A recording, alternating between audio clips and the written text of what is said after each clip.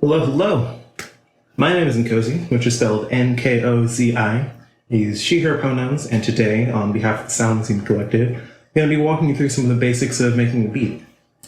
Now, as a little bit of an introduction, there are a number of ways to go about making a beat, and how you approach the process depends largely on personal tastes and any genre conventions you might be trying to emulate or stick to.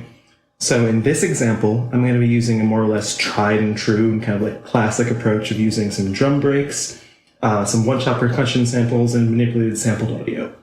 Now, these elements have been present in beat-based music, specifically in hip-hop and its offshoots, for pretty much as long as people have been using samplers.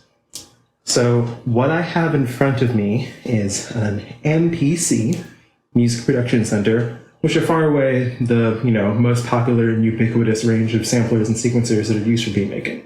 I do want to specify, however, at the outset that you don't need any specific piece of hardware or software to make this or really any kind of music. I happen to be using an MPC because much of the design philosophy that's present here exists across a wide range of available tools, including something you might already have. So, for example, Akai's own modern MPC hardware, the free MPC Beat software, the machine line of products from Native Instruments, various 4x4 grid plugins that could be in a DAW you already have, like Ableton Live's Simpler and Drum Rack, Bitwig's Sampler and Drum Machine, Studio One's Impact XT, Cubase's Groove Agent, Reason's Kong, so on and so forth. So in all of these, you'll have a selection of 16 or more squares, each of which will contain a sound or a group of sounds, and then you'll be able to record and sequence them as you wish. So with that out of the way, let's get started. First thing I want to do is I want to load up a drum break to use as the rhythmic core of my beat. I have something that I pre-prepared and I like, so I'm going to just preview it for you.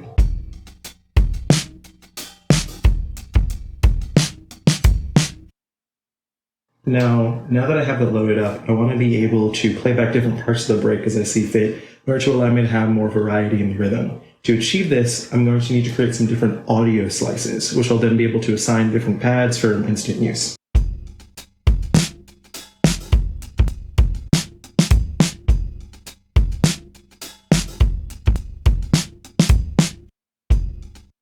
When I went through and I set these points, what I'm doing is I'm telling the machine that the piece of audio has a number of distinct playheads, and when I hit a pad, it's going to play the audio from the associated playhead to the next one, and then stop.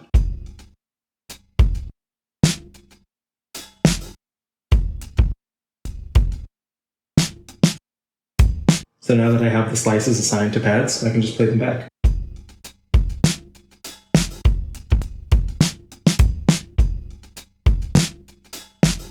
So that's great, and I like how it sounds, but I think that the break is going to need a little more oomph, so to speak, and to achieve that, I'm going to do two things. The first, I'm going to load up a small drum kit of sounds that I prepared earlier and assign that to a track. Second, I'm going to use the original drum break slices, the ones that I already set up, and tell the machine to play them back in different ways. I'm able to change the direction, to reverse, alter the speed and pitch of the sample in tandem, apply different EQs, filterings, etc., change the shape of the volume envelope, which is going to affect how quickly the sound comes in and out, and even apply modulations to affect the sound in ways that I wouldn't be able to manually control from this interface. I'm also going to assign these samples to what's called a mute group, the purpose of which I'll explain at the start of the next section.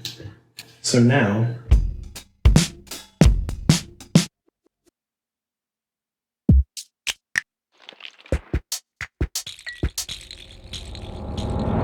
you've got a much more complex palette of sound and texture to work with, but we've only used one longer sample and a few small drum hits. So after all that set up, I think it's time to program in our first sequence. So, come to track 1. I'm going to find a pattern I like, and then just practice it once or twice.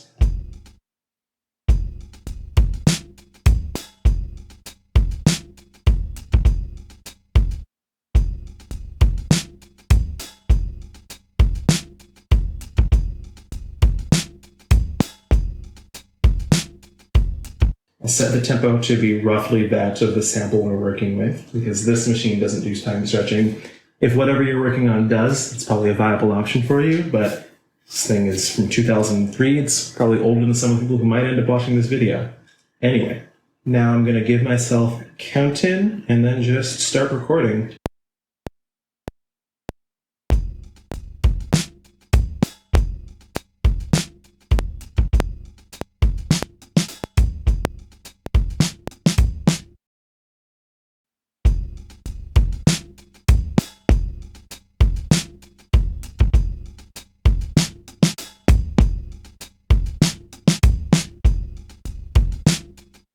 Now that I'm happy with the core part of the drums, I'm going to add in some accents with the rest of the sounds that we set up earlier. So before I had set up what are called mute or choke groups on the longer, louder parts of the break. And I did this so that only one slice of audio could play at a time, giving the impression there was only one person behind this, fictional or really past tense drum set. With these other manipulated parts of the break, I have them set up in a different mute group so that they cut each other off but aren't affected by and aren't affecting what we already laid down.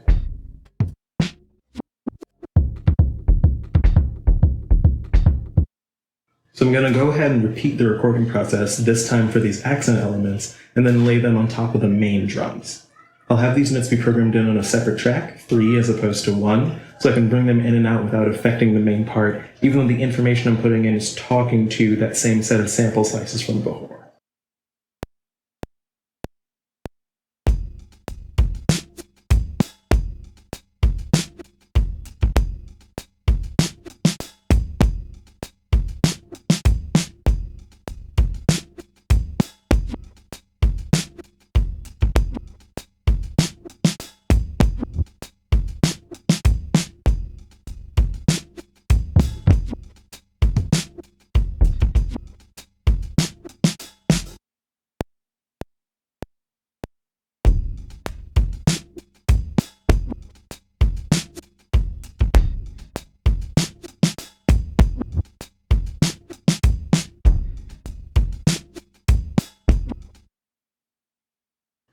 Next, I'm going to head to the second track, and I'm going to put down some single hits. These are just going to be to thicken up the sound and add variations in tone.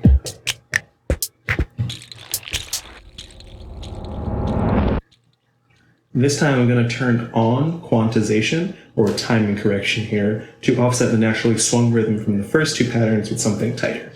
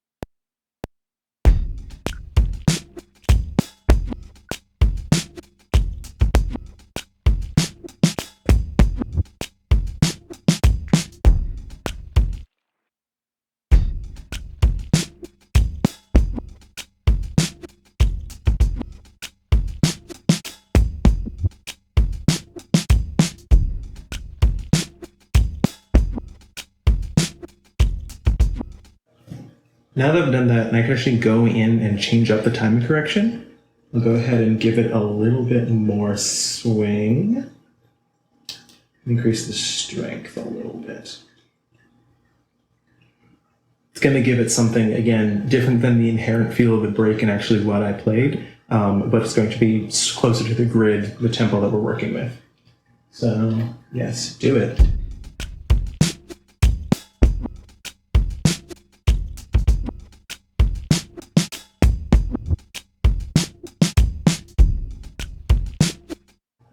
So 3 full tracks for just drums might seem to be a bit much, but there are a lot of camps in which drums are one of, if not the most important part of the song. What's important is that you're doing, sounds good to you. I'm personally satisfied with what we've gotten here, and I'm ready to move on to the next step.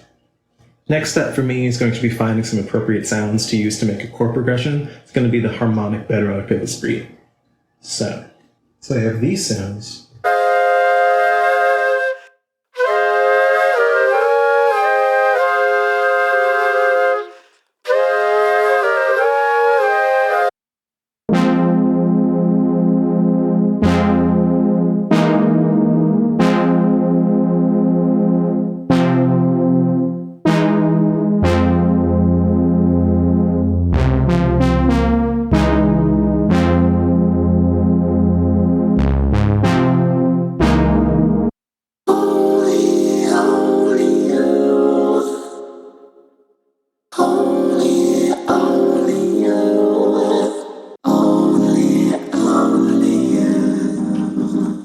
I'm going to load these up and get to work.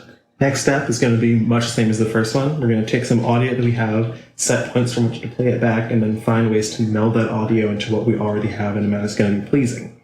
And we're going to employ some tricks here that I'm really fond of. And the first of them is going to be layering.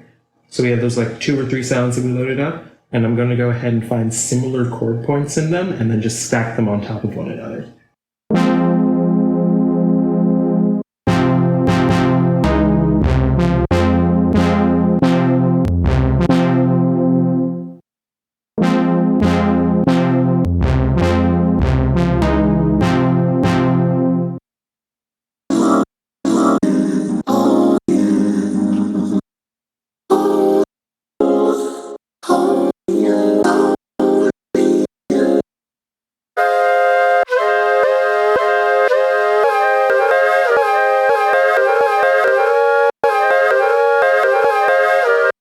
So all those have been sliced.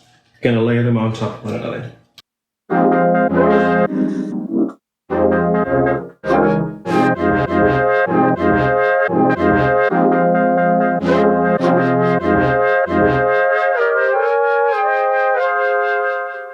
Now, in this kit that I've set up for these chords, I've made it so that matching chords overlap with one another, just 2 instruments playing at once. Now, that's great, and it's a great starting point, but I'm almost certainly not going to like how the natural frequency ranges of these samples clash with the drums. I want to preserve the space for that kick drum. So what I've done here is I've come and I have set up a high-pass filter, which is going to remove some of the low-end content.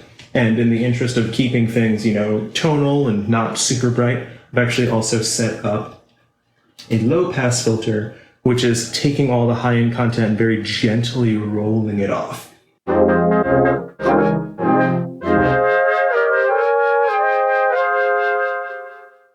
Just makes everything a lot mellower. Next, I've set up an LFO, or low frequency oscillator, to modulate the cutoff points of these filters in different amounts.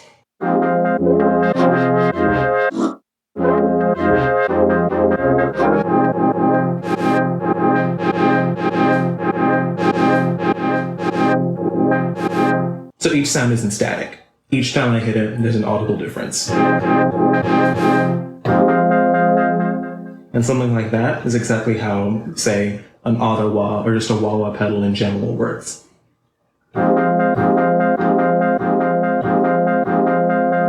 Next, I came to these amplitude envelopes, and I'm going to address these. I want the sounds to remain layered, but I don't want them to hit and last in quite the same way. And so I've used these envelopes to shape the sound. Each of them has 4 stages. Attack, which is how long it takes for the sound to come in.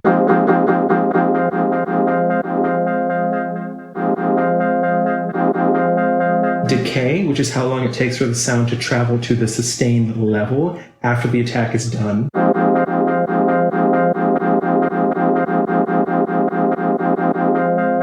Sustain, which is the level the sound will hold at so long as the note is still active.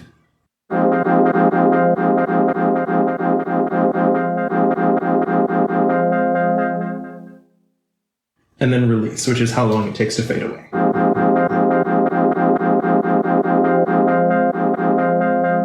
So with these envelopes, LFOs, and the 2 filters, we've employed pretty much everything you need to make the vast majority of sounds you've ever heard or might really want to hear. You can use these across all kinds of music, and the principles of the use can be found and employed in voice, acoustic and electric instruments, synthesis, and audio manipulation like this. So now the sound is shaped, I'm going to apply one last treatment to it, which are just going to be some basic effects. In all kinds of music, applications of various effects can be a great way to give your music texture and sonic context. And so here we're going to send some of these sounds to a reverb, not a particularly good sounding reverb, mind you, and then we're going to send all the sounds to a delay. And this will keep it sounding like one contiguous instrument, but allow the tonal character of one layer to come through more audibly. We'll actually be using both of these effects a little later to bring the beat together.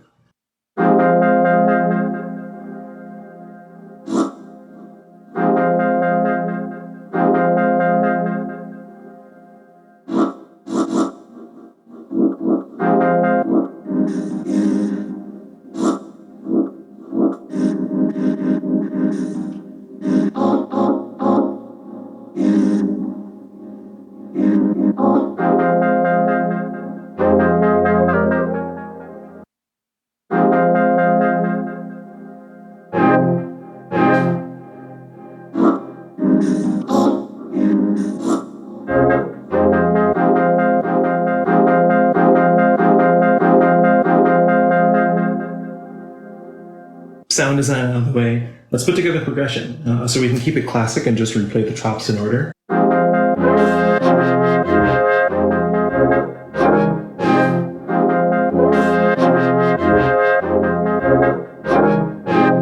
Find a new pattern for the chords.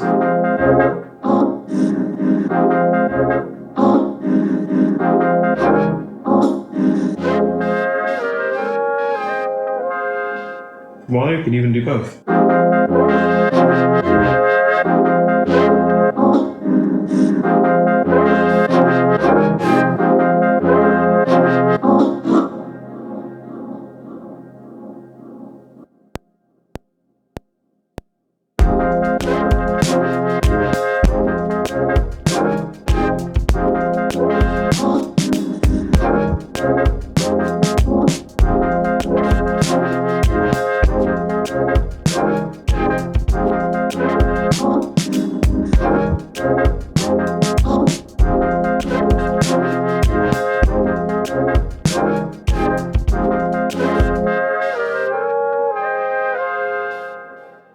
That's a little pedestrian, but I'm liking how it sounds. And I think this really just needs one more thing to round it out, which would be bass.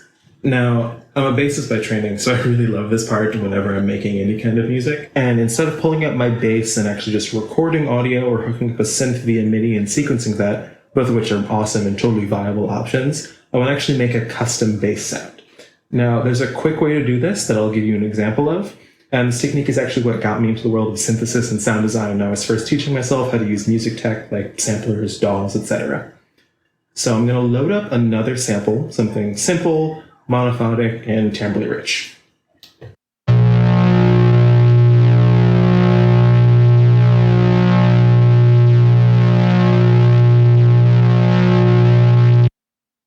Next, I'm going to slice it. This time, instead of taking large chunks and, just kind of like replaying them over the range of these pads, I'm actually going to take the smallest possible piece of audio and then loop it really, really quickly. So what's happening here? I searched for a section that I thought sounded nice, and I zoomed in on a really tiny part of the audio, a small fraction of a second. Then, I used a tool in here to set the start and end point of that loop to what are called zero crossings, which are part of the waveform that have no energy whatsoever. We wanted this microscopic piece of audio between these points so that when we loop it, it evenly transitions from one place to the other.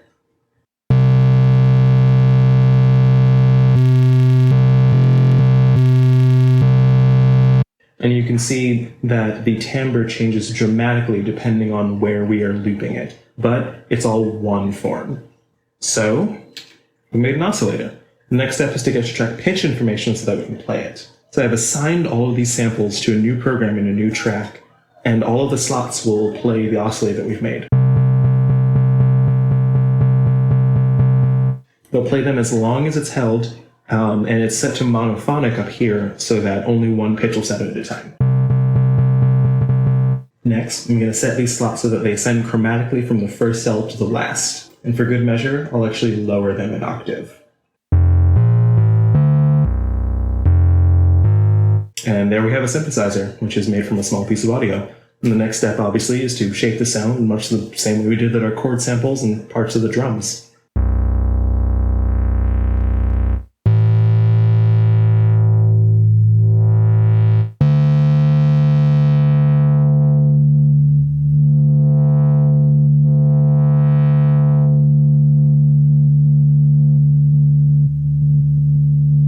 So, that being done, we can filter, modulate, and treat the sound in a way that's appropriate to what's already going on. A small tip that's mostly an aside, I find it really helpful to send sounds to a single effect in different amounts to make things sound like they're at different places within a single space. One of the chord sounds gets sent to a reverb, so I'll try to set different drum hits and maybe the bass to that same reverb to kind of gel them together and put them in the same place.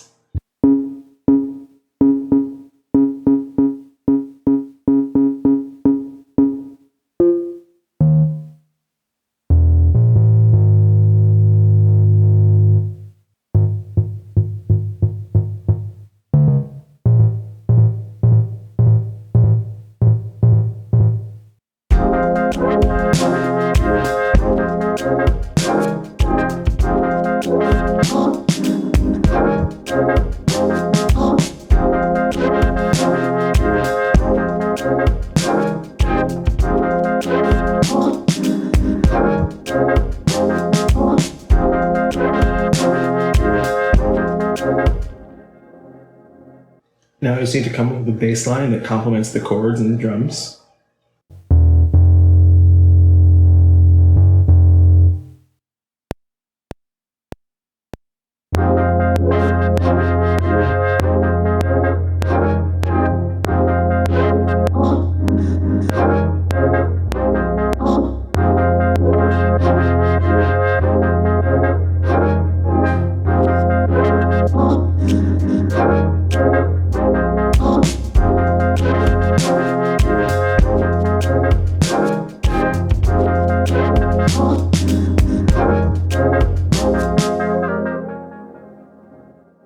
And finally, I just want to add in some sound treatment on the stereo output to kind of bring the whole thing together. We have an equalizer, or EQ, available, as well as a compressor.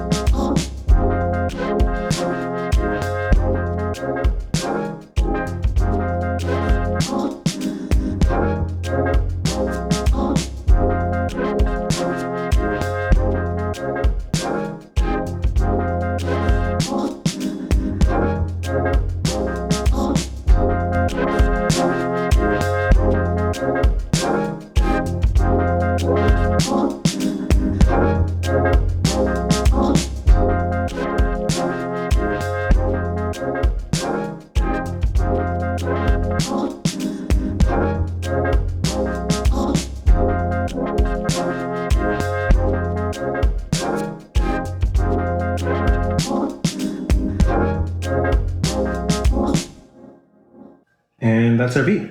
Using just some samples and creative applications of some classic and really easily available techniques, we're able to transform the material we had into something completely new. If we wanted to extend this beat, we could take the same sounds we put together and arrange them in a new sequence, give us musical variety while keeping the same tone. As an example of that, I actually have another beat that I prepared earlier. I'm just going to load it up and show it to you right after I save this project.